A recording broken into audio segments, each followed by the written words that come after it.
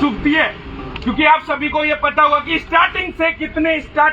कितने टाइम से नरेश भाई साहब स्ट्रगल कर रहे हैं, क्योंकि वो एक टिकट के लिए हमेशा अगर चाहते तो किसी दूसरी पार्टी को भी ज्वाइन कर सकते थे, चाहते तो कुछ और भी कर सकते थे, लेकिन हमेशा से एक ही पार्टी के साथ में एक ही पार्टी के सामने वो खड़े रह के उनसे टिकट मांगने की पूरी जितनी कोशिश हो सकती थी उतनी कोशिशें की है। दोस्तों, मैं एक चीज आपसे जरूर बोलूंगा, क्योंकि हम स्ट्रगल अभी भी, क्योंकि सबसे पहले तो मैं ये सौभाग्य मानता हूँ कि हमारे देवली उनियारा क्षेत्र से नरेश भाई साहब ने टिकट लेने के लिए, मतलब जैसे ही हमको पता चला, क्योंकि हमने स्टार्टिंग में, क्योंकि देखो मैं नाम नहीं लूंगा, हमारे लोकली एरिया में बहुत सारे कैंडिडेट्स भी नॉमिनेट कर रहे थे इस चीज के, लेकिन नहीं, हाँ मैं भी मतलब चुनाव लड़ने के लिए बहुत सारे तैयार हो रहे थे, ठीक है। लेकिन मैं एक चीज जरूर बोलूंगा, उस इंसान को सपोर्ट मिलना चाहिए जो उस चीज के लिए डिजर्व करता है, ठीक है। बस मैं, क्योंकि स्टार्टिंग से हम यही देख रहे थे, हमारे जितने भी सोशल मीडिया से जितने भी लोग जुड़े हुए थे, मैंने एक ही चीज देखा था, हमेशा एक ही चीज देखी, चाय पिलाते रहो ना यार। कोई भी आकर कोई भी बोल रहा है कि नहीं मैं चुनाव लड़ रहा हूँ, मुझे सपोर्ट करो, मैं चुनाव, मेरा एक दोस्त है, मैं नाम नहीं बोलूंगा, दोस्त ने एक्चुअल में सोशल मीडिया पे एक पोस्ट कर दी। पोस्ट करने के बाद में हमारा कोई मतलब जैसे लोकल कैंडिडेट था, उसका फोन आया कि यार ऐसे तो मत करो भाई, नरेश भाई साहब का नाम क्यों ले रहे हो इधर। फिर मैंने बोला भाई तेरे अंडर में थोड़ी जी रहे, तू दे रहा है हमको खाने पीने को, क्योंकि मेरे को उस दिन गुस्सा आया, क्योंकि यार जो इंसान इतने सालों से इस चीज के लिए डिजर्व करते हैं, इतने सालों से स्ट्रगल कर रहे हैं, उनको टिकट नहीं दिया जा रहा। और आजकल का कोई भी आया हुआ खड़ा होकर बोलता है कि नहीं आप ऐसा फोटो क्यों लगा रहे हो, क्योंकि आप तो उकसा रहे हो लोगों को। तो अगर आप एक बार बताओ, मैंने इस चीज पे मैंने एक डायलॉग बोल सकता हूँ, मैंने एक बनाया था, क्योंकि एक्चुअल में मैंने आज से नहीं, पिछली बार जैसे नरेश भाई मतलब वहाँ से लोकली, इनके लोकली 12 से मतलब वहाँ से चुनाव लड़ने के लिए खड़े हुए थे, तब एक डायलॉग बनाया था कि ये भीड़ वो कांग्रेस और बीजेपी के जैसे बुलाई हुई पैसों की भीड़ नहीं है, यह भीड़ वो भीड़ है जो नरेश भाई को दिल से सलाम करती है, दिल से चाहती है, क्योंकि किसी भी इंसान को मतलब नाम बनाने के लिए उसके कामों को देखा जाता है। बस मैं एक ही चीज बोलूंगा, मेरे सोशल मीडिया में जितने भी लोग देख रहे होंगे, जितने भी लोग जहां से भी देख रहे होंगे, एक ही बात बोलूंगा कि मैं सेटिस्फाइड नहीं हूँ केसी मीना जी से, क्योंकि वैसे अच्छे हैं, क्योंकि किसी भी कैंडिडेट की अपन बुराई नहीं कर सकते, ठीक है। केसी मीना जी को हम अभी पहली बार देख रहे हैं, ठीक है। नंबर दूसरी बात, हमारे जो बीजेपी के हैं राजेंद्र गुज्जर जी, जिनका मेरे को नहीं लगता कि इतना सपोर्ट होगा हमारे लोकल एरिया में। और सर मैं एक ही बात बोलूंगा कि देवली उनियारा में इस बार आप आइएगा दोबारा से, क्योंकि अपन स्ट्रगल करेंगे दोबारा से और जीत के लाएंगे सर, ये मेरा वादा है।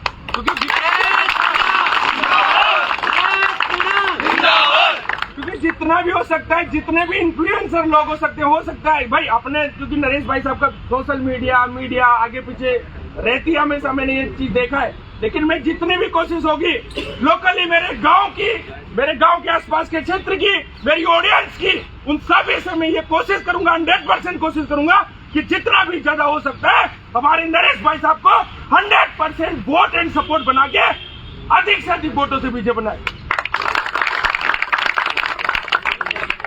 मैं, क्योंकि आप सभी को ये पता ही होगा, आज से नहीं, जब हमारे यहाँ पे चुनाव होते हैं राजस्थान यूनिवर्सिटी में, सचिव, महासचिव, है ना, प्रेसिडेंट, बहुत सारे मतलब ऐसे चुनाव होते हैं।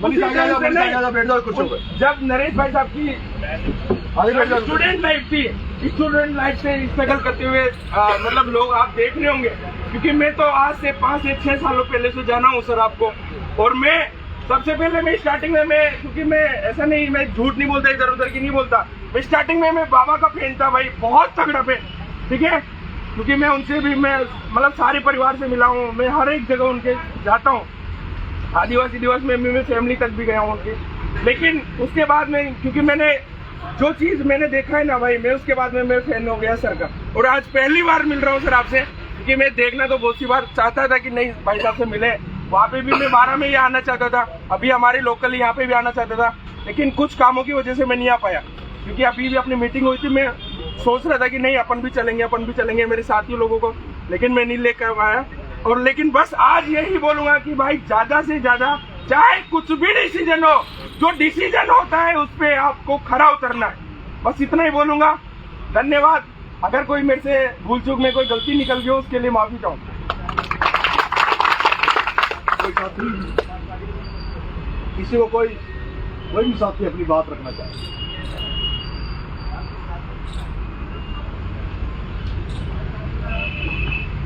आओ गुजर साहब, आओ। ये हमारे पुराने साथी हैं, गुजर हॉस्टल में रहते हैं। आओ आप प्लीज। क्या करना चाहिए बताओ आप लोग? आगे बढ़ना चाहिए या जो भाई साहब की राय है वही हमारी राय, हमारा पूरा उत्सव भाई साहब के साथ है। हम एक बार हमारे सुख दुख में जितना हमारे PR साहब हमारे गार्जियन की तरह वो साथ में देते जितना भाई साहब, और हम इसीलिए इनके साथ हैं। ना ये जातिवाद करते, ना ये कुछ करते, सभी को साथ लेते। आज तक जो भी इन्होंने किया है दूसरी कास्टों के लिए किया है, चाहे आप यूनिवर्सिटी देख लो, चाहे अदर चुनाव देख लो, भाई साहब ने हर कास्ट के लिए किया है। तभी हर कास्ट का आदमी इनसे जुड़ा हुआ है। भाई साहब की राय में हमारी राय, और मैं इसीलिए आया हूँ। रियल में मेरी बहुत कम थी, बुखार हो रहा था, फिर भी मैंने भाई साहब को बुलाया है तो अपन कुछ लाओ नहीं होती था।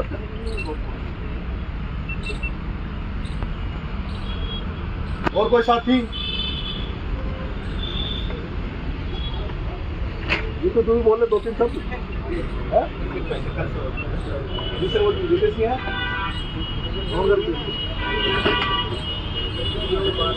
आ जाओ। चुनाव लड़ना चाहिए, नहीं लड़ना चाहिए, क्या करना चाहिए, क्या नहीं करना चाहिए?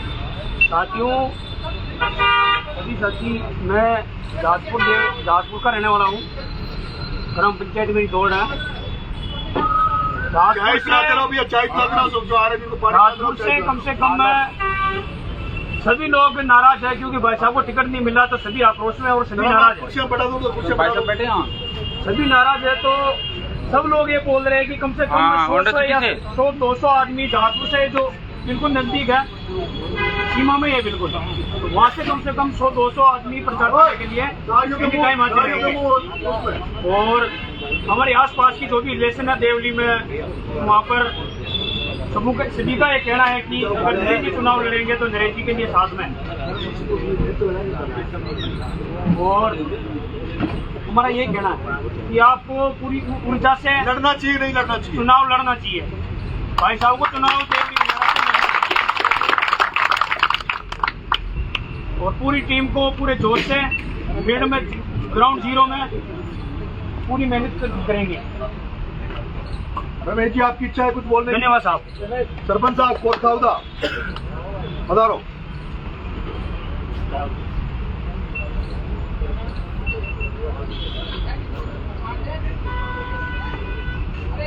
नमस्कार सर। मेरा तो बहुत ही मेरे युवा से सबको यही आवाज वो है कि भाई चुनाव लड़े ना तो दमखम से लड़ना है। भाई साहब ने पहले ही बोला है कि बंदे ने भाई सब भाइयों को अपने आप को नरेश बन के चुनाव लड़ना है और वहाँ फील्ड में मेहनत करनी है। और मेरा तो ये निवेदन है भाई साहब, भाई चुनाव लड़ो ना तो दमखम से लड़ो। चुनाव लड़ना तो अपन को बैठना नहीं है। कल ना सुनो बताऊँ दोसा की तरह कहीं पहले कहीं और की तरह भाई ये बात है। तो अपन को जो भी बात है तो अपन दमखम से चुनाव लड़ना है, सब लोगों को मेहनत करना है और वहाँ के लोगों से ज़्यादा से ज़्यादा वहाँ के लोगों से रजिस्टर के नंबर मोबाइल रजिस्टर लेके वो बैठा एक का भी मोबाइल नंबर रहना नहीं चाहिए। किसी का भी मोबाइल नंबर रह जाए, एड्रेस रह जाए तो लिखना है भैया सबका। अब आज तो नामांकन बनने चल रहे हैं। नामांकन अभी कोई तय नहीं है, अभी डिसाइड पूछेंगे सब लोगों से, सबकी राय लेंगे, उसके बाद करेंगे। तो सबकी राय के बाद आ जाओ महेश जी, आ जाओ, कुर्सी ले लो, पूरे लो कुर्सियां मंगा और कुर्सियां डला मित्रों।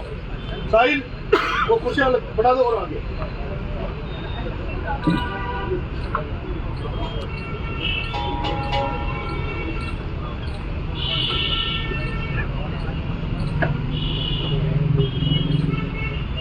बोला चाय पिलाते रहिए यार, पंडित जी चाय पिलाते रहो।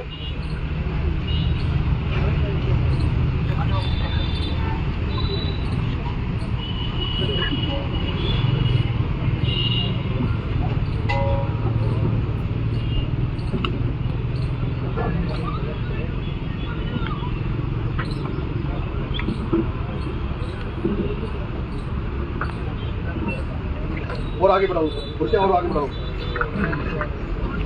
थोड़ा गैप ले लो। हाँ, थोड़ा गैप निकलने लायक छोड़ो ना, आपस में टच कर रहे हो, थोड़ा गैप रखो।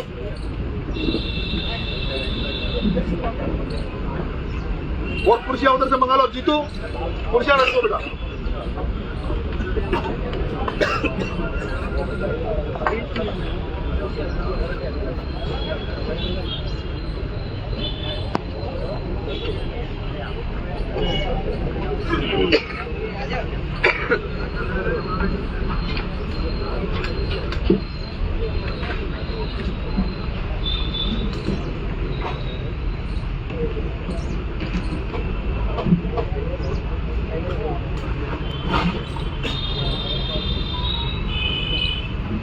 मुनेश अजय नहीं आया छोटा, मुनेश अजय छोटा।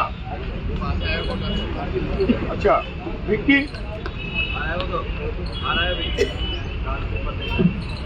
लेट को ज्यादा लेट सोते हैं ना पीने वालों का लफड़ा। और कोई अपनी राय रखेगा? चुनाव लड़े या नहीं लड़े इस पर अपनी राय रखें। जेब साहब आप आ जाओ, जेब साहब आओ।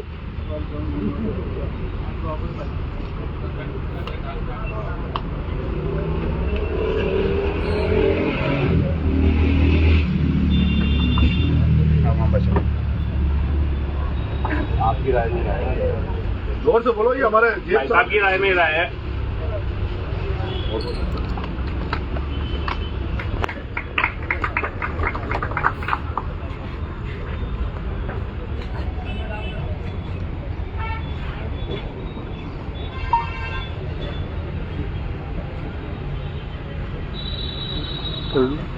बोलो, बात रखो अपनी। आइए आइए।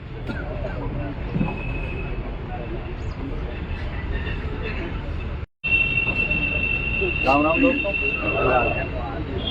मैं मोतीलाल मीणा बस्ती पश्चिमी कोटला गाँव चाणवर का रहने वाला हूँ। तो भाई साहब को बहुत बड़ा फैन हूँ और इनका संघर्ष शायद मैं इतने लंबे समय यूनिवर्सिटी में रहा हूँ तो मैंने अच्छे से देखा है, तो इससे बहुत बड़ा फैन हूँ।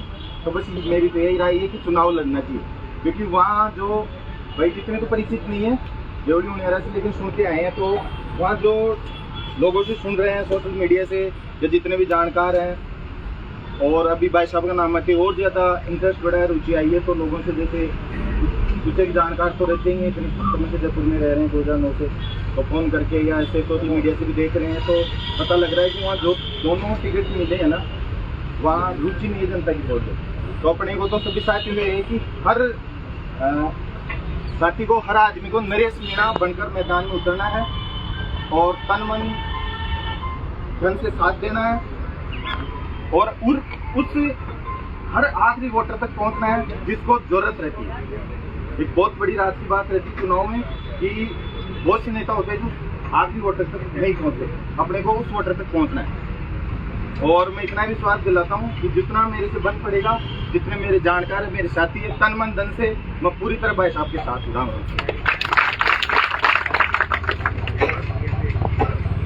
और रोहित बात रखा अपनी।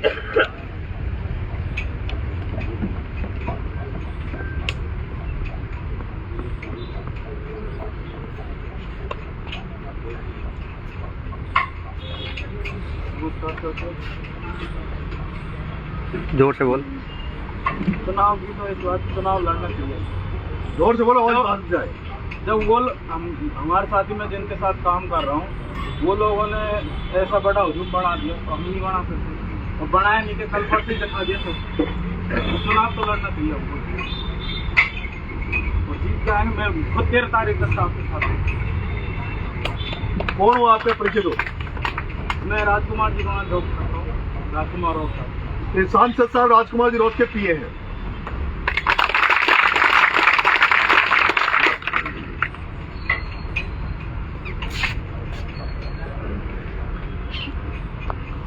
खुला मंच है, अपनी घर की दुकान है, या कुछ ये नहीं पूछना कि कौन मंच में चढ़ने दोगे नहीं चढ़ने दोगे।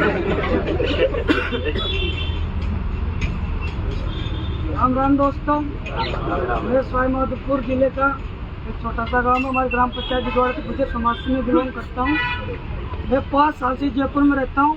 मैंने कई बार भाई साहब से मिलने की कोशिश की, लेकिन मेरा दुर्भाग्य है कि मैं शिक्षा से जुड़ा हूँ। मेरे घर का परिस्थिति अनुसार मैं भाई साहब से नहीं मिल पाता हूँ। लेकिन आज मैंने जैसे सीटी के एग्जाम देखने फिरे हूँ, आज यहाँ आया हूँ, मैंने सोचा आज की तुरंत ही 1 दिन की पढ़ाई और के में भाई साहब को सहयोग करना चाहिए। तो मैं एक भाई साहब को शुभचिंतक मान लो मेरे वो तरीका से। मैं आज तक किसी के लिए नहीं बोला हूँ पॉलिटिक्स लाइफ में। अगर मेरे अकॉर्डिंग पूछा जाए तो अगर बोलो त्याग नहीं कर सकते तो हमको भी त्याग नहीं करना चाहिए। चुनाव के लिए हमें चुनाव लड़ना चाहिए अकॉर्डिंग टू मी। और हम क्षेत्र में बिलोंग नहीं करता, मेरी परिस्थितियाँ मैं चुनाव के लिए भी नहीं कर सकता। लेकिन भाई साहब के लिए एक शुभचिंतक के थे, मैं ये बोल सकता हूँ, मैंने इनका संघर्ष देखा, मैं इनकी सोशल मीडिया से जुड़ा हूँ सिर्फ, और चीज से नहीं। मुझे खुद को मेरी हृदय की आत्माएं कहती है कि आज के अगर कोई भी बड़ा राजनेता राजस्थान में हो, लेकिन इतना युवा किसी के साथ नहीं है, इतना युवा किसी के साथ नहीं। मैं अभी भी इनकी फेल फॉलोइंग देखता हूँ, मुझे खुद को ला जाती है ऐसे व्यक्ति के, ऐसे युवा के, ऐसे राजनीति हत्या क्यों की जाती है। मैं हमेशा सोचता हूँ इस चीज को गलत हो रहा है। जो भी हो रहा है राजस्थान की राजनीति में पैसे की राजनीति होती है, हम जानते हैं। सांसद मुरारी लाल जी मीणा सोचते हैं 2 साल में नरेश मीणा गए तो अपने बच्चों का और अपना भविष्य खत्म है, क्योंकि ये यहाँ कदम जमा लेगा। मीणा जी सोचते हैं अगर यहाँ से इनको पायलट सामने टिकट दे दिया, कैसे सेटल कर दिया तो मेरी राजनीति खत्म है। पायलट साहब एक हमारे आदरणीय नेता है, हम उनके साथ कभी गलत नहीं सोचते, वो एक अच्छे नेता है, किसानों के नेता है। लेकिन पायलट साहब चाहते हैं तो नरेश मीणा को, भाई साहब को कभी भी कहीं से भी टिकट दिला सकते थे मेरे अकॉर्डिंग, अगर मैं सोचता हूँ तो। लेकिन उस पर भी मेरे हिसाब से उन पर आंतरिक दबाव बनाया जाता है। 2 साल से मुरारी जी कहते हैं अगर आप उनको टिकट देते हो तो हमारी राजनीति खत्म है, और इस मीणा जी कहते हैं कि हमारी राजनीति खत्म है। तो इस प्रकार से आंतरिक दबाव मेरे अकॉर्डिंग, मैंने किसी के बोने करा कभी उसने ऐसे बोला, मेरे अकॉर्डिंग जितना मैं सोच पा रहा हूँ भाई साहब, ये बात है। और बात यह है कि उससे पहले में जो मेन चुनाव थे अपने, उनमें चलो उनकी सीट थी, उनको चुनाव लड़ना चाहिए था भाई साहब। लेकिन अब जो चुनाव में दोनों भाई साहब संसद में चल गए, तो अब उनको क्या करना चाहिए था भाई। 28 में आपको भी छिपा पड़ोस भी सेटल कर देते, अभी उनको आपको टिकट हारना न जीतना ये जनता जनार्दन का करने है। गलत हो रहा है भाई साहब। 28 में आप उनकी राजनीति यहाँ से खत्म नहीं करते, क्यों आप छिपा पड़ोस टिकट देते तो आप वहीं चुनाव लड़ते भाई साहब, आप वहीं पे चुनाव लड़ते, छिपा पड़ोस में यहाँ नहीं लड़ते। तो उनको बड़ा दिल दिखाना चाहिए था मेरे हिसाब से, मैं तो ये सोच पाता हूँ। और तो त्याग नहीं कर सकते तो अपन को त्याग नहीं करना चाहिए भाई साहब, मेरा तो ये कहना है। और मैं आपका सदैव और हमेशा के लिए आपको शुभचिंतक रहूंगा। महेंद्र गुजरा, दिगवाड़ा, पिंटू चेची को आप जानते हो, उसी गाँव का नरेश चेची, पिंटू चेची। वो नंबर लिखिए, नंबर डायरी में नंबर लिखिए सर, डायरी में नंबर लिख दिए, इसमें नंबर लिख दिएगा डायरी में।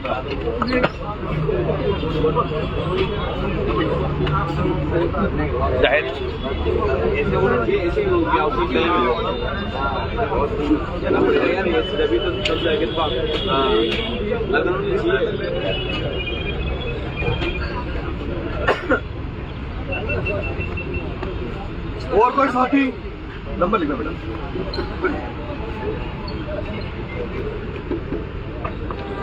लो और कोई साथी बाहर चार्ज करना है, गूंज नहीं है, ऐसा करो ना बिना माइक के चार्ज करके एक लीड बाहर आ जाएगी ना। अरे उनके पास एक वो लगा हुआ है वो डिब्बा लाइट का। हेलो हेलो, हाँ बोलो। पहले तो सभी भाइयों को राम राम। देखो चुनाव में 2 ही चीज हो सकती है। अरे नाम बताया करो एक बार, अपना नाम और वो बताया करो। मैं सतपाल गुजर और बनेटा का रहने वाला हूँ, वहाँ का लोकल है। हेलो, वो ले लो, वो क्या बोलते हैं उनका,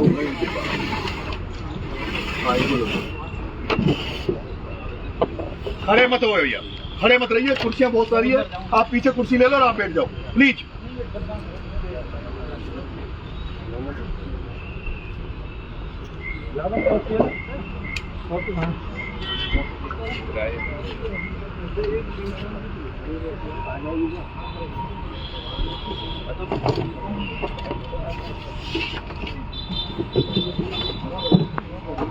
इन्होंने अपना नाम नहीं लिखा और लिख दो इसके अंदर।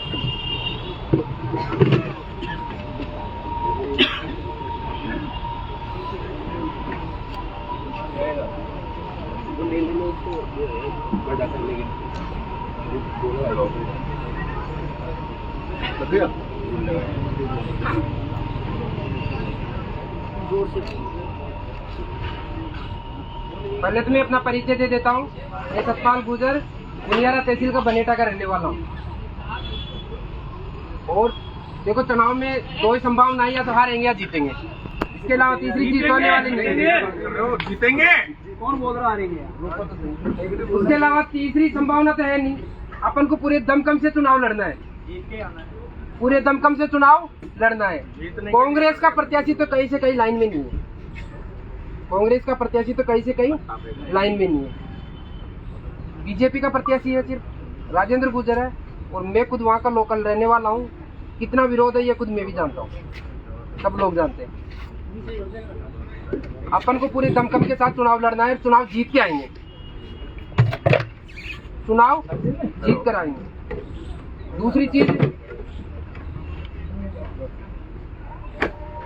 बहुत सारे लोगों के साथ दबाव की राजनीति भी होगी। कई रिश्तेदारों से फोन करवाएंगे, कई किधर से फोन करवाएंगे। या तो भाई साहब के साथ मत लगो, और साथ लगते तो पीछे मत किसी ना फिर। मेरे ऊपर भी कई रिश्तेदारों के फोन करवाए गए कि यार तू गुजरों के गुजर कैंडिडेट के खिलाफ जा रहा है। मतलब जब मेरा पर्सनल नुकसान होता है तब गुजर कैंडिडेट कोई सामने नहीं आता। जब मेरा पर्सनल नुकसान होता है जब समाज कोई सामने नहीं आता। और आज मैं नरेश भाई साहब के साथ हूँ, तब आप कह रहे हो कि समाज के खिलाफ जा रहा है। तो इन चीजों को या तो आप पहले अभी देख लेना, और अगर भाई साहब के साथ लगते हो तो फिर पीछे मत खिसकना। पूरे दमखम के साथ चुनाव लड़ना है और चुनाव जीत के आएंगे। इसी संकल्प के साथ निकलना है अपन को। आगे का जो जनता जनार्दन जो भी फैसला देगी वो अपने स्वीकार है। साहिल, इनको सबको इधर बुला, उधर जो खड़ा है सबको।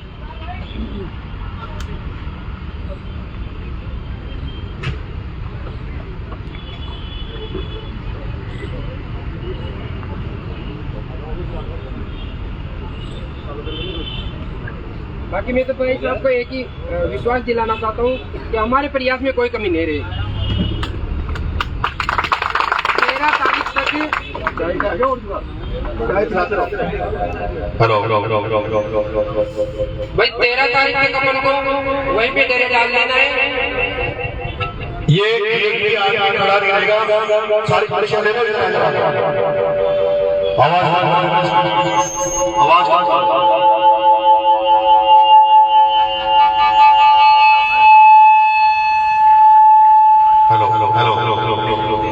हेलो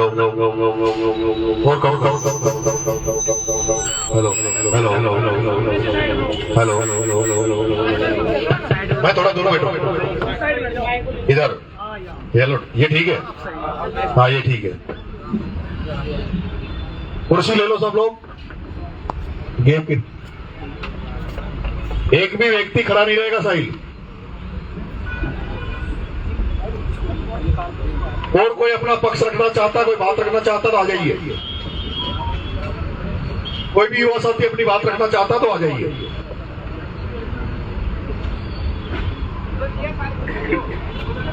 अबरार कहाँ गया? अबरार बात रख, चुनाव लड़े या नहीं लड़े?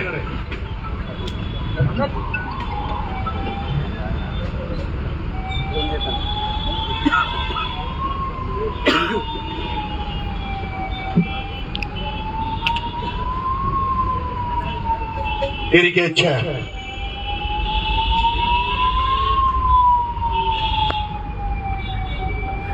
आज आप सभी साथियों को यहाँ पे भाई साहब ने बुलाया है ये दर्शा करने के लिए कि हम चुनाव लड़े या ना लड़े।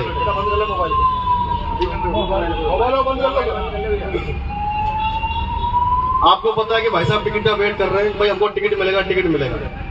पिछले सालों से कई सालों से हम पार्टी का वेट कर रहे हैं कि भाई हमको टिकट मिलेगा या नहीं मिलेगा, लेकिन अभी तक कोई फिक्स नहीं है कि टिकट हमको मिले या ना मिले। ठीक है, भाई साहब ने पार्टी के लिए खूब काम किया, भाई साहब ने जो आदेश दिया हमने भी काम किया, पार्टी को लिया। लेकिन हमारे पार्टी से मतलब नहीं, हमारे मतलब से भाई साहब से। भाई साहब जिस पार्टी में जिस भी दल में रहेगा हम रहेंगे भाई साहब के साथ में। ठीक है, हमारे मतलब नहीं पार्टी फार्टी कोई चीज से, हमारे मतलब सिर्फ नरेश भाई से मतलब हमारे। अब आगे प्लानिंग ये है कि आगे भी अगर मान लो भाई साहब आज बैठ जाए तो आगे कोई फिक्स थोड़ी है भाई साहब को आगे टिकट मिलेगा।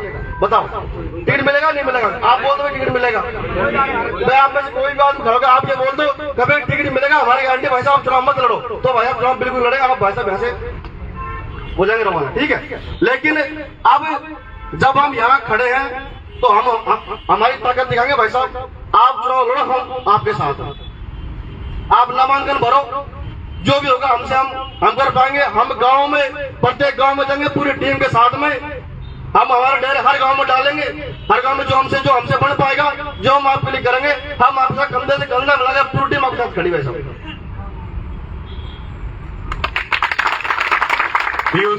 पीयूष महेश नगर।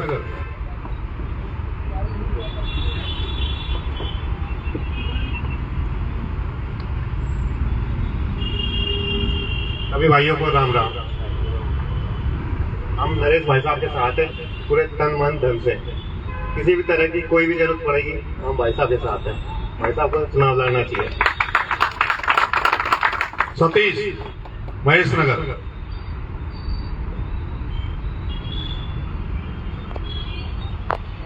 तो कर ले बेटा, जाओ। सभी साथियों को मेरा नमस्कार और धन्यवाद। साथियों, मेरा नाम सतीश मीणा है, मैं सोप का रहने वाला हूं और महेश नगर के नाम से सभी लोग जानते हैं, महेश नगर में रहता हूं। मैं भाई साहब को 2003-04 से जानता हूं और 2003-04 से भाई साहब के साथ हूं। सभी लोग सोच रहे होंगे यार 2 और 3 की तो बहुत पुरानी बात हो गई। भाई साहब का संघर्ष तो मेरी बताने की इन सालों से भी बहुत पुराना संघर्ष है जो भाई साहब ने किया है। ये तो कुछ भी नहीं है जो मैंने बताया है। और जिनका अभी एक हमारे साथी ने नाम लिया था कि कुछ पार्टी के नेता ऐसे होते हैं कि भाई मेरी राजनीति खत्म हो जाएगी, भाई साहब को टिकट मत दो, तो उनकी राजनीति चमकाने के लिए भी भाई साहब ने उनका साथ ऐसा दिया कि उनकी अभी कोई नाम ले ही देता हूँ, क्या होगा, बच्ची को अभी प्रमोट करने के लिए भाई साहब ने दिन रात लगा दी थी। एक दिन में उसको ऐसा चमका दिया कि वो राजस्थान की बहुत बड़ी नेता हो गई, निहारिका मीणा, जिसको कोई नहीं जानता था कि यूनिवर्सिटी में कोई निहारिका नाम की चीज भी है। तो वो कहते हैं कि हमारी नेतागिरी खत्म हो जाएगी। अरे नेतागिरी तो भाई साहब के नाम से चमकेगी तुम्हारी आगे भी। मीणा समाज जो तुम्हें जानता है वो भाई साहब के नाम से जानेगा। एक दिन ऐसा आएगा कि नरेश मीणा डॉक्टर साहब के नाम से जैसे जानते हैं ना कि मीणाओं का नाम किससे है, कि डॉक्टर साहब से, किरोड़ी लाल मीणा से। ऐसा एक दिन ऐसा आएगा कि लोग पहचानेंगे कि मीणा समाज का नेता नरेश मीणा जैसा कोई पैदा हुआ है, ना होगा आगे भी। धन्यवाद। कोई साथी? रामपाल जी वाटिका। भैया बैठ जाओ प्लीज, कुर्सियां बहुत है, वो कुर्सी ले लो इधर। कुर्सियां बीत गई।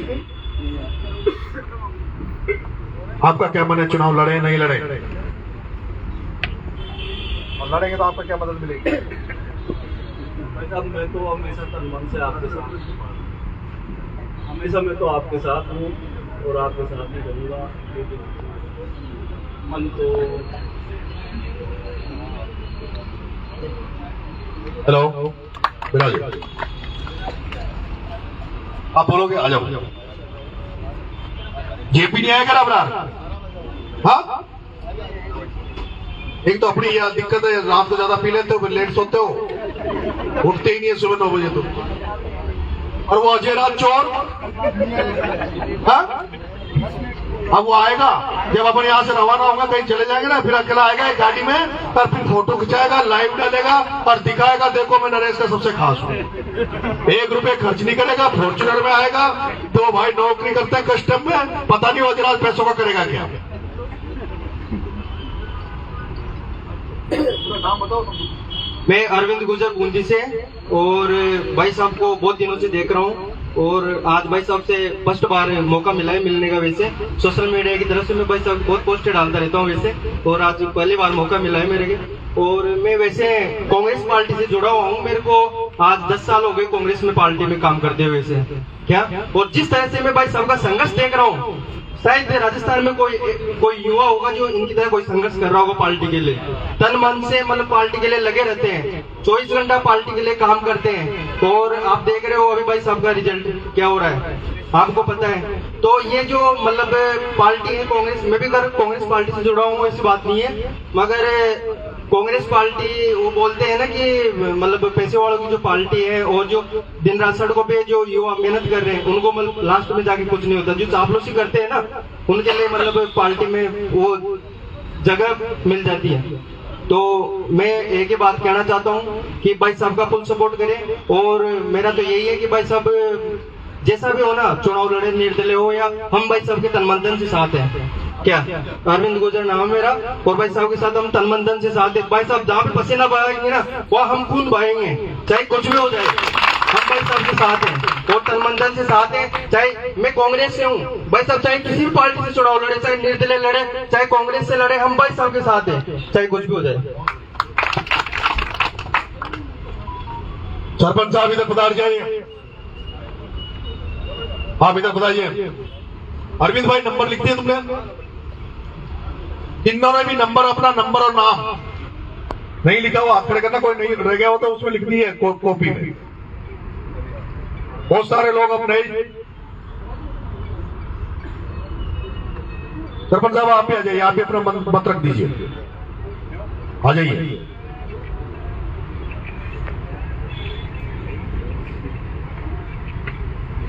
चुनाव लड़ना चाहिए, नहीं लड़ना चाहिए, और लड़ना चाहिए तो कैसे लड़ना चाहिए, क्या मदद करोगे? बोलो मीन भगवान की, बालाजी भगवान की। भाई साहब ने जो प्रयास किया है और जितना संघर्ष किया है, क्योंकि मैं छपड़ा 12 जहाँ भाई साहब चुनाव लड़ा था, मैं वहां भी गया था, और इनका जो संघर्ष देखा, फिर पार्टी ने टिकट नहीं दिया इनको, और सभी कार्यकर्ताओं को दुख भी हुआ है।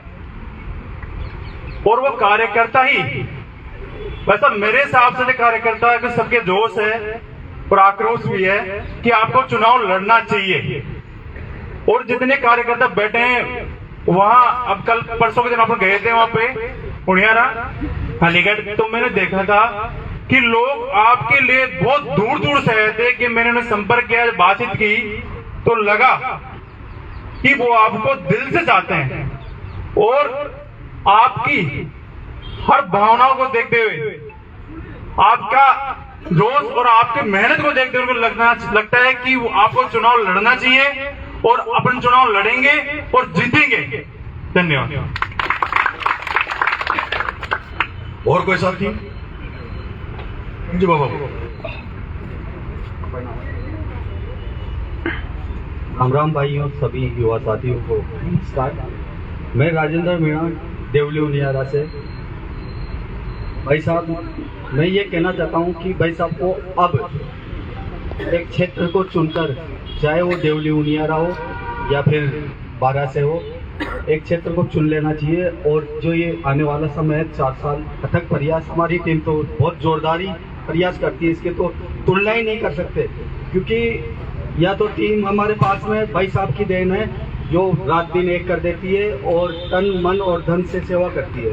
मैं एक बेरोजगार स्टूडेंट हूँ कई दिनों से, और मैं ये कहता हूँ कि धन की प्रॉब्लम आपकी है तो ये युवा साथी आपके साथ में है। मैं बेरोजगार हूँ लेकिन फिर भी 1 लाख की घोषणा करूँ आपके कहीं से भी लाऊं, मेरे युवा टीम जितनी भी है उनसे इकट्ठा करूं, या मेरे जितने भी रोजगार वाले भाई हैं, अगर मेरी दोस्ती सच्ची होगी उन रोजगार वालों के साथ में, तो मैं 1 लाख रुपए इकट्ठा करके, और भाई साहब को जितना भी टाइम देंगे ना, ये बताएंगे कि भाई 5 दिन, 10 दिन, 1 दिन, 2 दिन, उसमें मैं इकट्ठा करके दूंगा।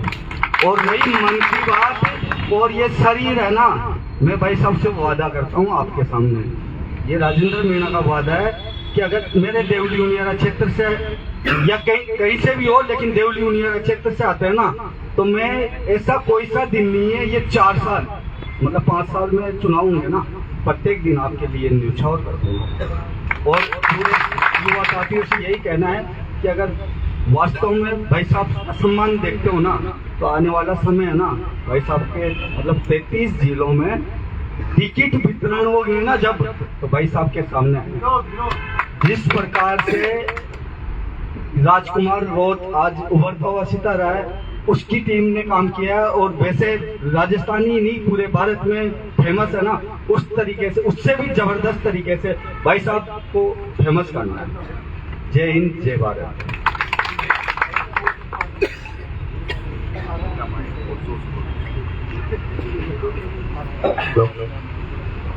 पहले तो भाई सभी भाइयों को मेरे अंदाज में बोल देता हूँ हल्का सा नमस्कार नमस्कार मेरे भैया नमस्कार। अब आगे की बात सुनो मेरे भाई, शॉर्ट एंड स्वीट में छोटी सी चीज बताऊंगा। हम 12 गए भाई प्रचार करने, दुकानों पे बैठते सिंबल की कहते थे, सिंबल का बोलते थे कांग्रेस को देंगे और बीजेपी को देंगे। जो वहां 70 साल का रिकॉर्ड तोड़ा भाई साहब ने 44,000 वोट लाके आए। हम जब जाते थे एक ही बात बोलते थे 10,000 से ज्यादा आज तक किसी निर्दलीय के वोट नहीं आए। तो देवली उनियारा में तो बहुत पढ़े लिखे बहुत समझदार लोग हैं। आपने एक चीज देखी होगी, किसी भी एमएलए का जब प्रचार होता है ना, महिलाओं से संपर्क कोई बनाता ही नहीं है। और जो महिलाएं होती है वो इंसानियत और भावनात्मक वाली होती है, वो क्या संघर्ष को देखती है। मैं पर्सनल एक्सपीरियंस बता रहा हूँ हमारा। मैं 36 वोटों चुनाव आ रहा हूँ, अभी गाँव में 680 वोट आए थे मेरे। 680 वोट में से 400 से ऊपर वोट थे वो लेडीजों को वोट थे। तो हमें ज्यादा से ज्यादा संपर्क बड़े बुजुर्ग जो महिलाएं होती है, पढ़ी लिखी महिलाएं होती है, उनसे ज्यादा से ज्यादा संपर्क बनाना है, प्रेम भाव के साथ चुनाव लड़ना। अब इसमें जो टीम आएगी भाई साहब की, काफी टीम ऐसी भी आएगी जो आपसी विवाद है काफी लड़कों में, तो उनसे भी एक निवेदन करना चाहूंगा कि आप अपना आपसी विवाद छोड़ के प्रेम भाव के साथ प्रचार करो। नमस्कार।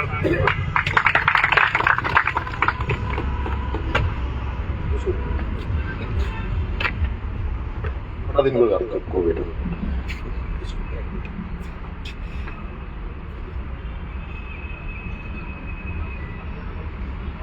कौन कहाँ गया? उनको बुलाना परिवार में।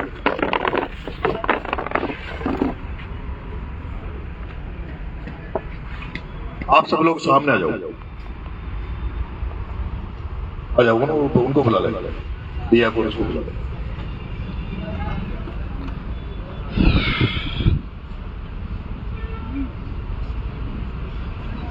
आ जाओ ना,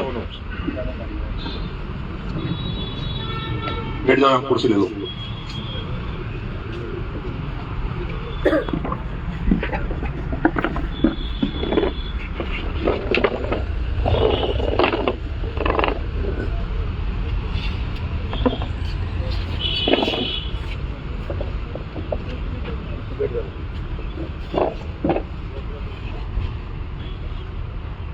राम राम साहब। दोस्तों, ये मेरी पत्नी है, मेरी बेटी है, बैठ गए दिया, अभी 12th में है।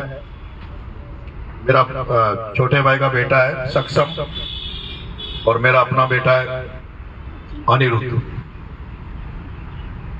ये मेरे से बहुत नाराज भी है और दुखी भी है। मेरा बेटा कहता है, पापा मेरा मन करता है कि मैं सबसे टॉप क्लास की 4 व्हीलर में बैठूं। मैं कहता हूं बेटा पैसे ही नहीं है यहाँ, पापा पैसे तो क्यों रहेंगे, पैसे तो आप रैलियों में खर्च कर देते हो। मन से बहुत टूट चुका हूं, लेकिन फिर भी कई बार सब कुछ छोड़ के घर चला जाता हूं, गांव चला जाता हूं। विधानसभा लड़ा, लोकसभा लड़ा, लोकसभा के बाद में कोटा में लगा कि भाई साहब प्रहलाद जी गुंजल साहब चुनाव जीत जाएंगे तो एक बड़ा भाई मिल जाएगा, तो राजनीति में एक नया रास्ता खुल जाएगा। लेकिन पता नहीं भाग्य में क्या लिखा हुआ है, किस्मत में क्या लिखा हुआ है, मेरे से ईश्वर क्या चाहता है पता नहीं। और बहुत मेहनत करने के बाद, रात दिन एक करने के बाद भाई साहब प्रहलाद जी गुंजल चुनाव हार गए।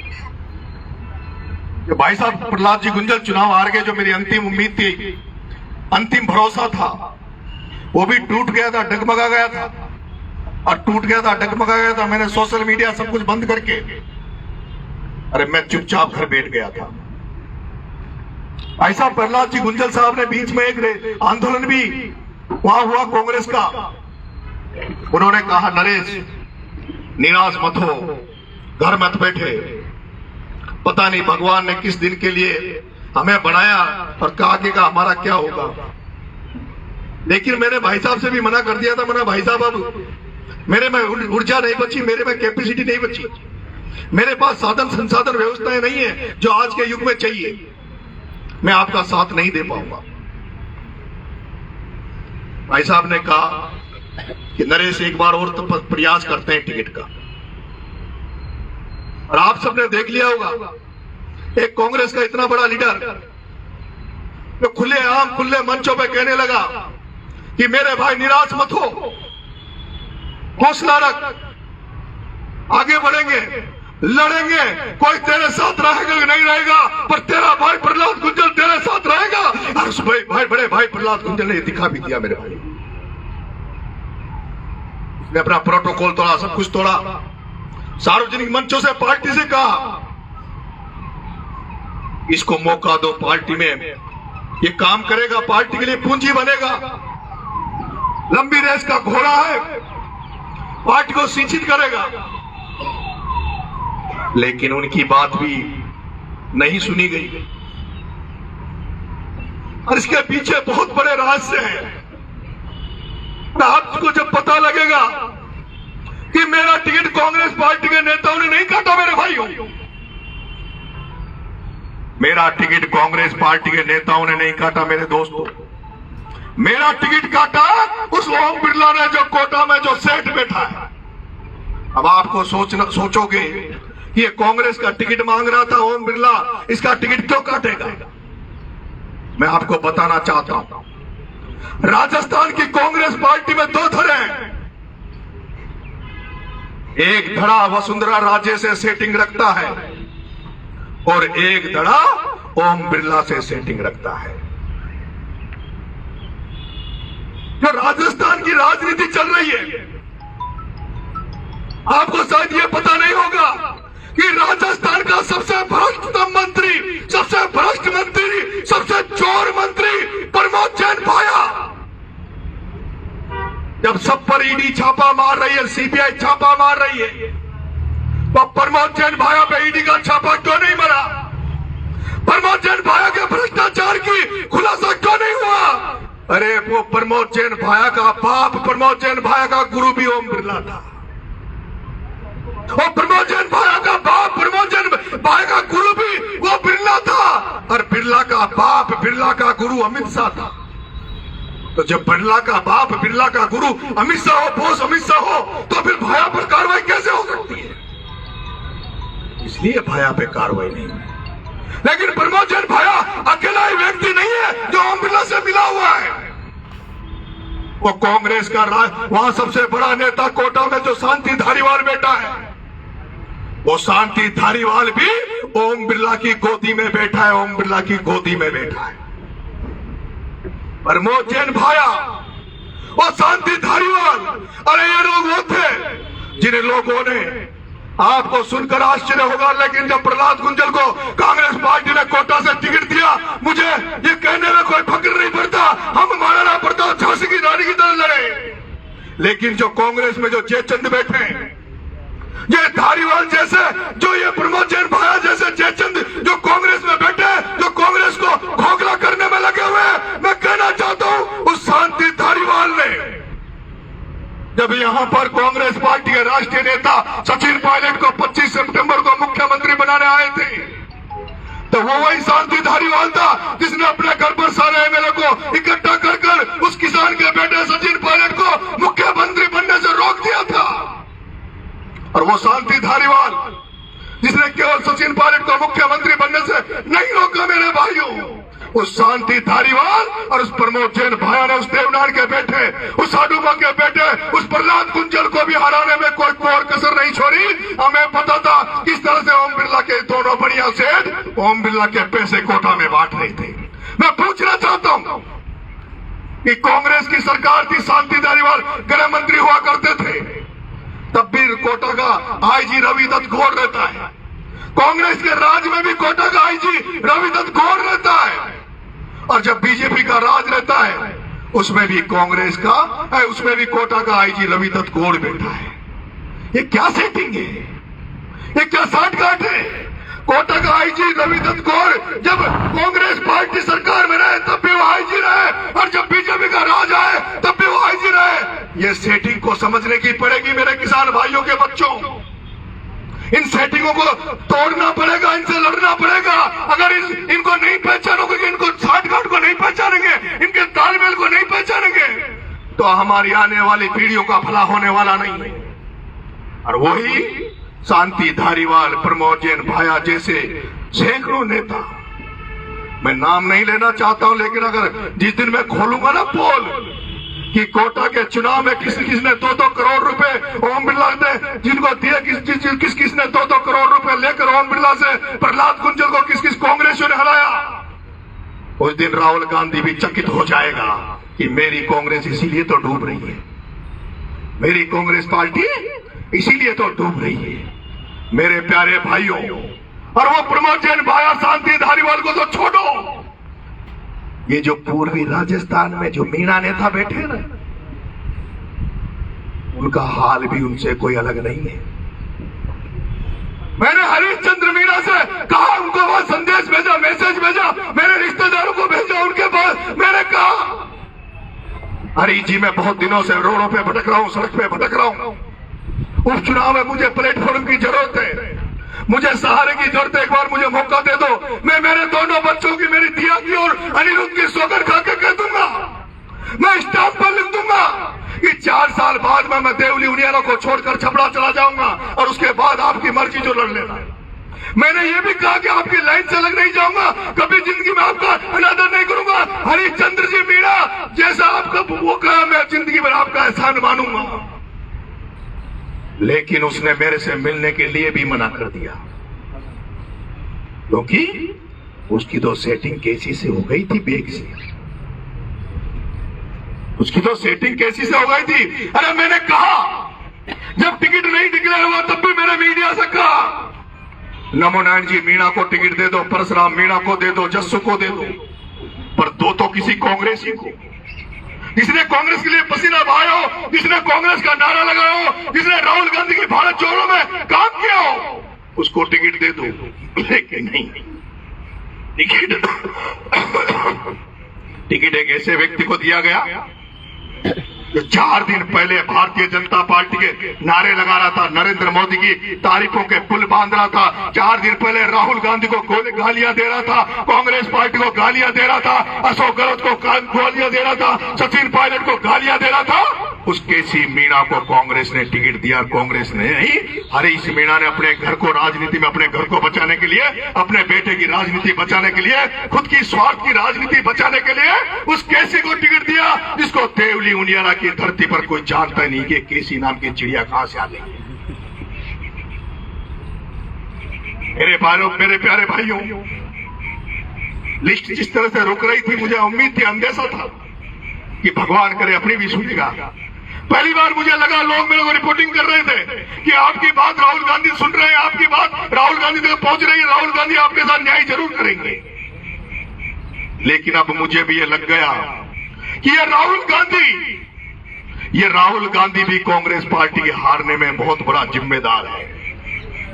अगर राहुल गांधी का नेतृत्व क्षमता होती, राहुल गांधी में नेतृत्व क्षमता होती, लीडरशिप होती, अगर ये इंदिरा गांधी का पोता होता, इंदिरा गांधी की तरह सोचता, तो मध्य प्रदेश का राज कांग्रेस के हाथ से नहीं जाने वाला था।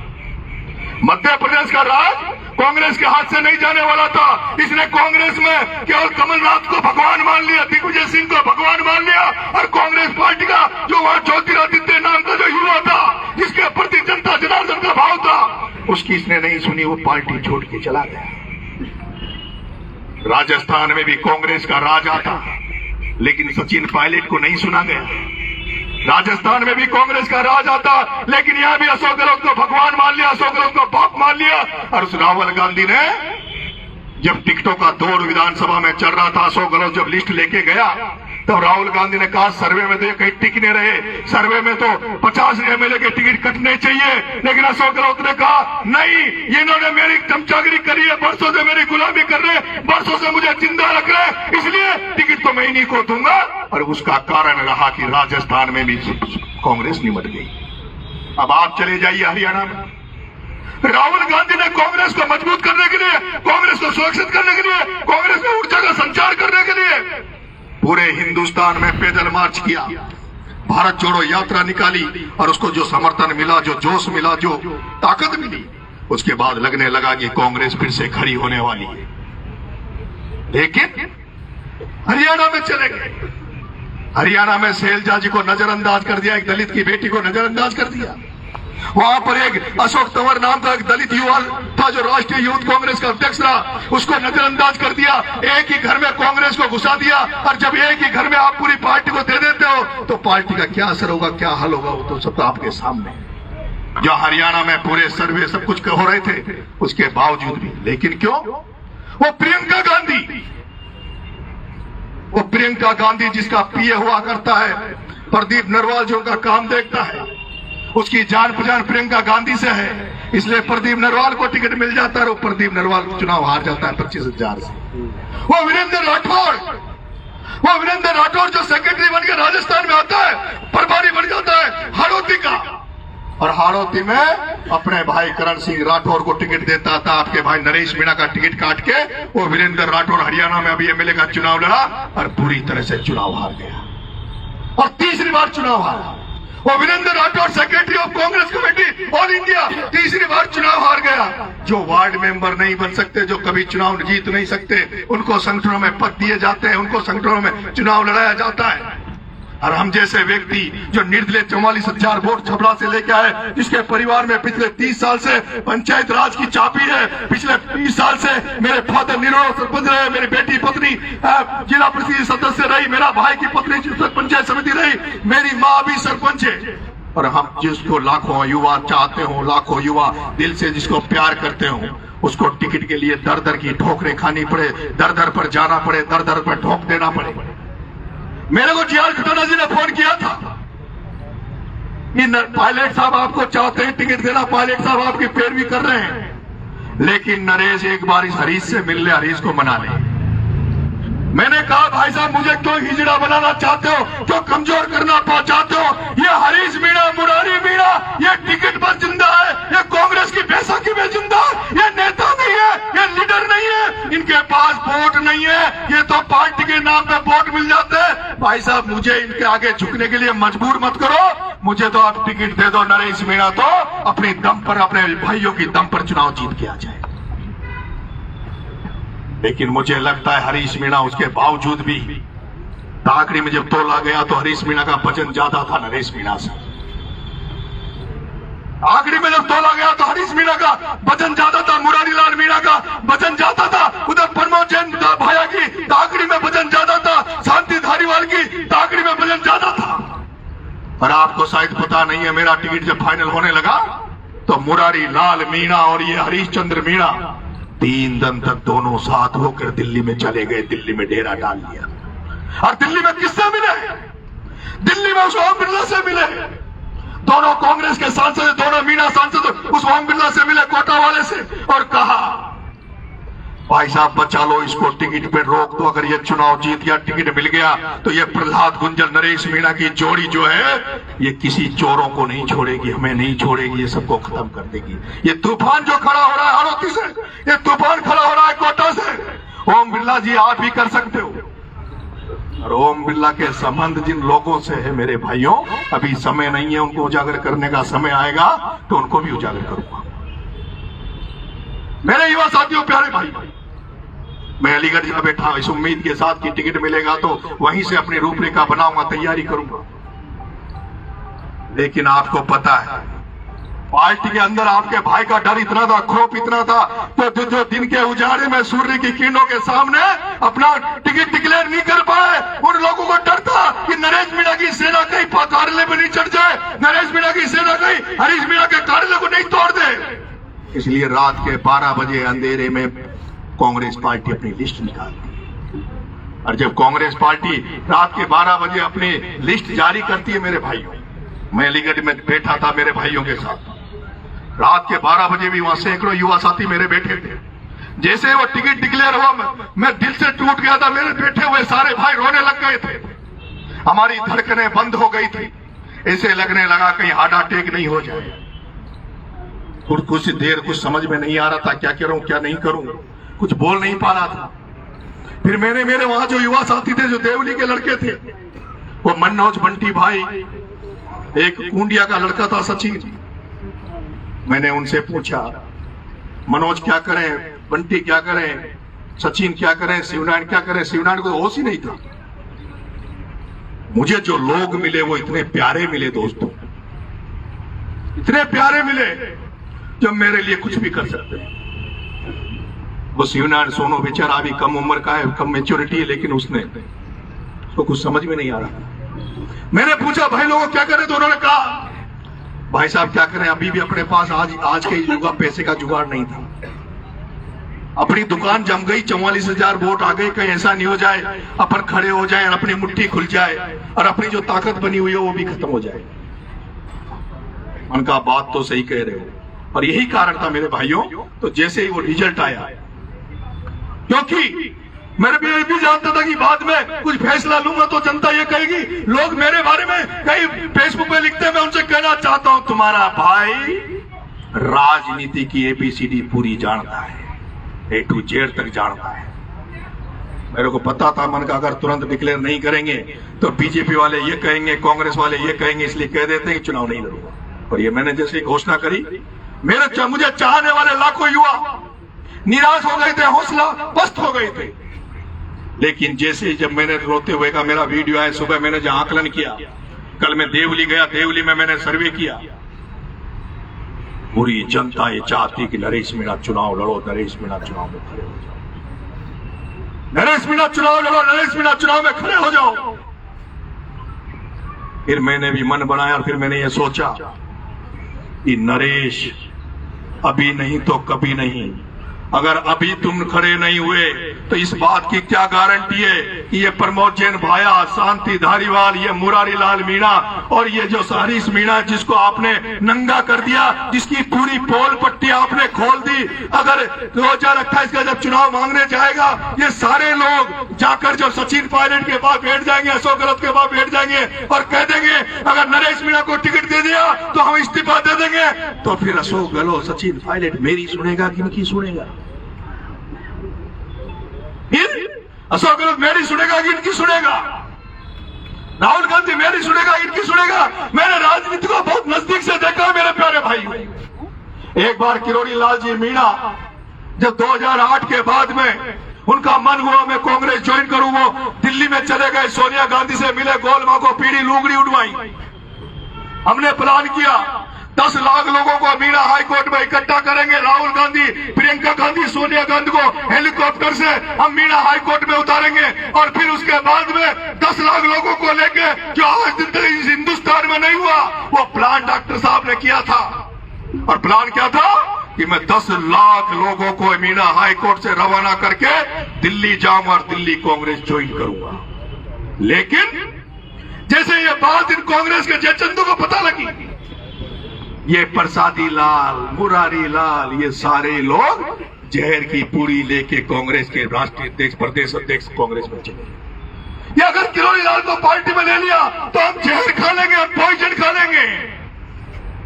और उसकी एंट्री नहीं होने दी। और जब उसकी एंट्री नहीं होने दी कांग्रेस में, तो आपको पता होगा 2013 के चुनावों में, 2008 में किरोड़ी लाल जी ने पार्टी नहीं बनाई थी। पार्टी बनाने का मन तो 2008 में था, जब तूफान चल रहा, आंधी चल रही थी, करोड़ों लाखों लोग किरोड़ी लाल के पीछे भाग रहे थे, किरोड़ी लाल के लिए तरस रहे थे, किरोड़ी लाल के पीछे संख्या भागती थी आंधी की तरह। तब अगर किरोड़ी लाल जी पार्टी बना लेते तो परिदृश्य और होता, लेकिन इन्होंने उस समय उनको लास्ट तक लटकाए रखा। और जब लास्ट तक किरोड़ी लाल जी को लटकाए रखा तो उन्होंने निर्दलीय कैंडिडेटों को अपना समर्थन दिया। और वो जो समर्थन 2008 के चुनाव में किरोड़ी लाल जी ने दिया, उसी समर्थन की वजह से प्रसादी लाल निर्दलीय जीता। प्रसादी लाल जी निर्दलीय जीता, आपके सिकराई से निर्दलीय जीता। 5-7 सीटों 10 सीटों में शायद जहां जहां किरोड़ी लाल जी ने प्रचार किया, वो सारी सीटें किरोड़ी लाल जी की वजह से जीते। चुनाव खत्म हो गया था, प्रसादी लाल जी, किरोड़ी लाल जी, गोलमा जी, जो उस समय जीते कांग्रेस में, ये लोग दिल्ली गए। डॉक्टर साहब ने कहा हम सब लोग मिलकर काम करेंगे। लेकिन इन्होंने वहां भी डॉक्टर साहब से धोखा दिया। और लास्ट में जिस तरह से बीजेपी ने उनको निकाल के फेंक दिया था, कांग्रेस ने जाने की तैयारी थी। अपन को लगता है किरोड़ीलाल कांग्रेस में क्यों नहीं जाता, सबकी भावना कांग्रेस में, लेकिन अंदर की बातें जब पता चलती है तब मेरे भाइयों को पता चलता है। किरोड़ीलाल जी को कांग्रेस में नहीं जाने दिया, तब जाके उन्होंने राजपा बनाई। लेकिन राजस्थान की राजनीति में नरेश मीणा पहला व्यक्ति नहीं है जो निर्दलीय के रूप में संघर्ष की राजनीति कर रहा है या जिसमें मादा है। नरेश मीणा से पहले भी बहुत बड़े योद्धा इस राजस्थान की धरती पे पैदा हुए। सबसे पहले किसी जाट नेता ने सीकर में पार्टी बनाई थी, नाम मुझे ध्यान नहीं आ रहा, शायद चौधरी थे कोई, हाँ जी, जिन्होंने राजस्थान में पार्टी बनाई थी, सफल नहीं हो पाई। फिर राजपूत समाज में देवी सिंह भाटी जी ने सामाजिक न्याय मंच के नाम पर पार्टी बनाई थी, एक एमएलए बना, सफल नहीं हुई। उसके बाद में घनश्याम तिवारी ने पार्टी बनाई, उसके बाद में प्रहलाद कुंजल जी ने पार्टी बनाई, किरोड़ीलाल जी ने पार्टी बनाई, राजकुमार रोत ने पार्टी बनाई, चंद्रशेखर आजाद ने अपनी पार्टी को लेकर यहां प्रयास किया। सचिन पायलट भी एक दिन दो राय पे खड़े हो गए थे, वो भी मजबूर हो गए थे, मजबूर कर दिया गया था उनको भी पार्टी छोड़ने के लिए। कोई भी व्यक्ति राजनीति में जो है वो राष्ट्रीय पार्टी से जुड़ा हुआ रहना चाहता है, लेकिन राष्ट्रीय पार्टियां ऐसे हालात पैदा करती है, ऐसे कंडीशन खड़ी कर देती है कि अगर या तो जिंदा रहना है तो पार्टी के साथ रहो, और जब पार्टी के साथ रहना है तो पार्टी की गुलामी करो, पार्टी के नेताओं के आगे झुको। और जो व्यक्ति पार्टी के नेताओं के आगे झुक जाता है, उनके साथ कॉम्प्रोमाइज कर जाता है, समझौता कर लेता है, उसके साथ जनता नहीं रहती। और जो जनता का नेता बनता है, जो जनता के साथ रहता है, उसको पार्टियां कभी स्वीकार नहीं करती। आपने हालात देखे होंगे, पायलट साहब ने अजमेर से जो यात्रा निकाली थी, वो क्यों निकाली थी? जब उन्होंने अजमेर से यात्रा निकाली, अजमेर से जब छात्र युवा किसानों की आवाज उठाई और जयपुर में आए, तब जाके कांग्रेस पार्टी घबरा गई थी कि सारे युवा नेता, सारे लोग तो छोड़ के चले गए पार्टी को। अगर ये सचिन पायलट भी चला गया तो दुकान में सामान नहीं बचेगा, इसलिए इसको तो पटा लो, इसको तो मना लो। और उसके बाद उनको मनाया। लेकिन मेरे प्यारे भाइयों, आज हमारी स्थिति ऐसी हो गई कि अब हमें हर हाल में लड़ना होगा, या तो लड़कर जीत जाएंगे और या फिर अपने आप को मिटा लेंगे, अपने आप को खत्म कर देंगे। और अगर जीत गए तो ये तय मान लो कि राजस्थान की राजनीति बदल जाएगी। राजस्थान की राजनीति बदल जाएगी। प्रमोद जैन भाया की दुकान बंद कर दी, अगली बार शांति धारीवाल की दुकान बंद कर दूंगा, अगली बार ओम बिरला की दुकान बंद कर दूंगा। और ये जो पूर्वी राजस्थान में जो अपने आप को शहंशाह मानते हैं, पटेल मानते हैं, मालिक मानते हैं, इस हरीश चंद्र मीणा, मुरारी लाल मीणा जैसे लोग जो यहाँ बैठे, जो अपने बच्चों का भविष्य के लिए राजनीति कर रहे हैं, इनकी तो दुकान क्या, इनकी तो सब कुछ बंद कर दूंगा, नसबंदी कर दूंगा।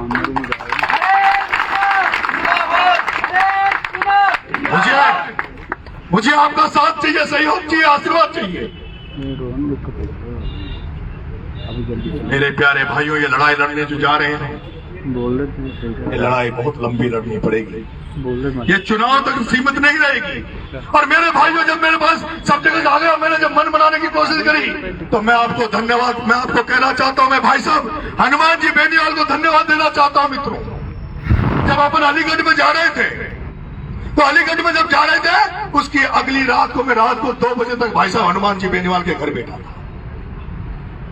अभी बीच में बात चली थी, भाई साहब बाप पार्टी से चुनाव लड़ो। मैंने कहा, भाई साहब हनुमान जी के पास गया, बोला भाई साहब हनुमान जी मेरे को आशीर्वाद दो, मैं चुनाव लड़ने की सोच रहा हूं। तो हनुमान जी बेनीवाल ने मेरे से पता कितनी बड़ी बात कही।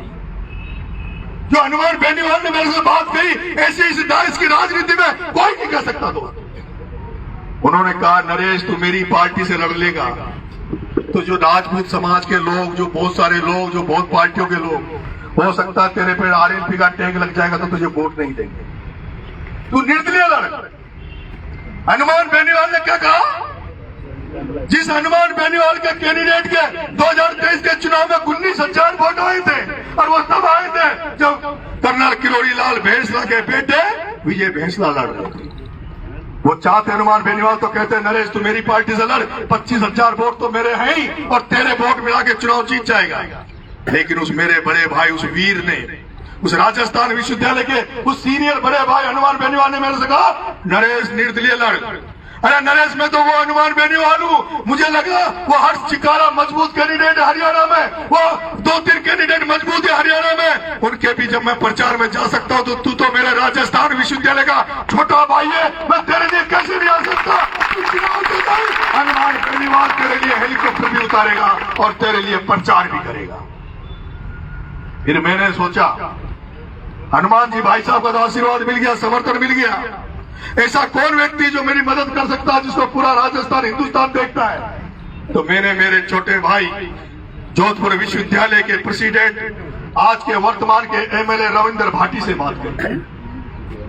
मेरे प्यारे भाइयों, मैंने रविंद्र भाटी विधायक से बात करी और रविंद्र भाटी भाई ने मेरे से कहा मेरे भाई मेरी कोई यात्रा भी चल रही है, आप हमारे विश्वविद्यालय के साथी हो, अगर आप मैदान में कूदते हो तो आपका भाई रविंद्र भाटी आपका भाई बनकर, आपका साथी बनकर देव दुनिया की सड़कों पर आपके लिए वोट मांगे। और मेरे भाई रविंद्र भाटी ने जो भरोसा दिया, हौसला दिया, क्योंकि एक जाति से, एक धर्म से, एक कुल गिनती के लोगों से चुनाव जीते नहीं जाते। चुनाव में सबका आशीर्वाद चाहिए, सब लोगों का आशीर्वाद चाहिए, सब धर्मों का आशीर्वाद चाहिए, सब व्यक्तियों का आशीर्वाद चाहिए। मुझे मेरे बड़े भाई हनुमान बेनीवाल ने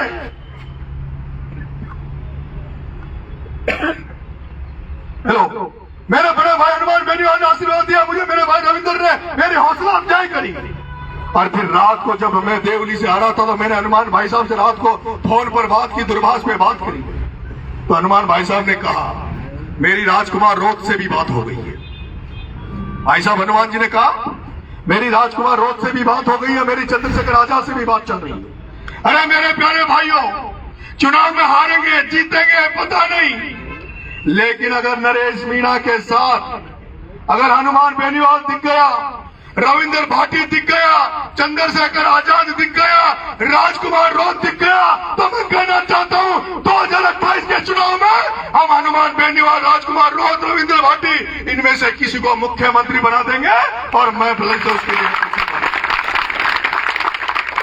यह विधानसभा चुनाव इस राजस्थान की तस्वीर बदल देगा।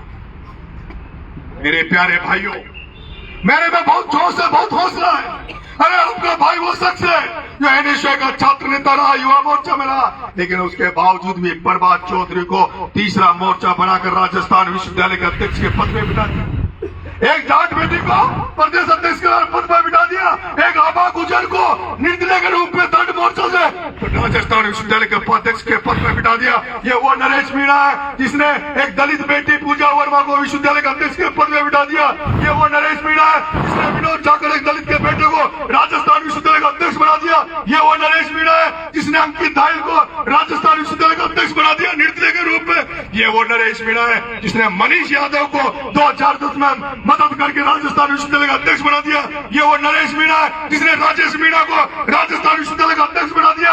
ये वो नरेश मीणा है जिसने ललित यादव जो सांसद का चुनाव लड़ा, जो आज एमएलए, उसको जनरल सेक्रेटरी राजस्थान विश्वविद्यालय का। बहुत ताकत और विल पावर बहुत मजबूत है, स्ट्रॉन्ग है। अगर आपने साथ दिया तो सब कुछ बदल देंगे। लेकिन मेरी भी अपील है और उन भाइयों से अपील है जो सोशल मीडिया में ज्यादा लिखते हैं, सचिन पायलट, किरोड़ी लाल मीणा, हनुमान बेनीवाल, कहते हैं ना मामा से तो काना मामा ही ठीक है। कहा उधर गांव में ना मामा से तो ये लोग जन भावनाओं में बसते हैं। किरोड़ी लाल मीणा, हनुमान बेनीवाल, सचिन पायलट, इनको लाखों लोग फॉलो करते हैं, लाखों लोगों के दिलों में धड़कते हैं। अगर कोई भी बात आप इनके खिलाफ बोलते हो तो ये इनके दुखी होने से पता नहीं, लेकिन जो इनको ठोकते हैं, इनको जो मानते हैं, इनको जो पूछते हैं, इनके जो दिल में रखते हैं, उनको ठेस पहुंचती है। इसलिए मैं आपसे अपील करना चाहता हूं, सोशल मीडिया पे कांग्रेस को गाली दो, भारतीय जनता पार्टी को गाली दो, लेकिन इन तीनों नेताओं के बारे में कोई गलत नहीं बोलेगा, कोई गलत नहीं लिखेगा। और मेरे प्यारे भाइयों, हम 5 नारों के साथ वहां जा रहे हैं।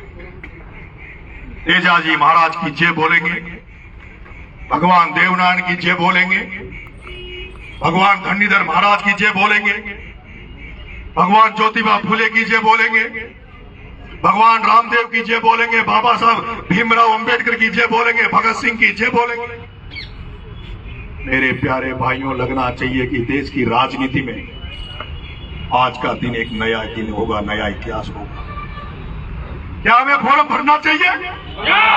हाथ खड़े करो, आवाज बुलंद करो, इंकलाब जिंदाबाद के नारे के साथ आवाज बुलंद करो।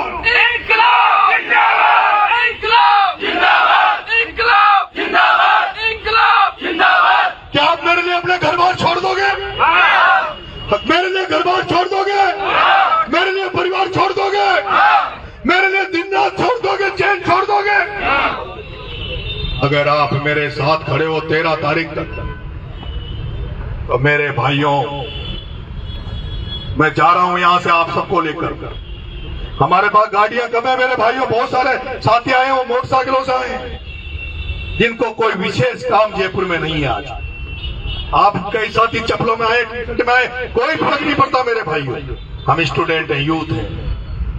आप लोगों के लिए गाड़ियां जितनी है हमारी, क्योंकि कोई गाड़ियों में शायद खाली आई होगी, कोई भरी आई होगी, हम सबको उसमें घुस जाना है। जिसमें 5 बैठे उसमें 8 बैठ जाओ, और अंदर नहीं भाओ तो छत में बैठ जाओ। ये स्कॉर्पियो फॉर्च्यूनर टूट भी जाएगी तो तुम्हारे भाई के लिए आइए, कोई फर्क नहीं पड़ता। तुम्हारे साथियों की गाड़ी है, कोई फर्क नहीं।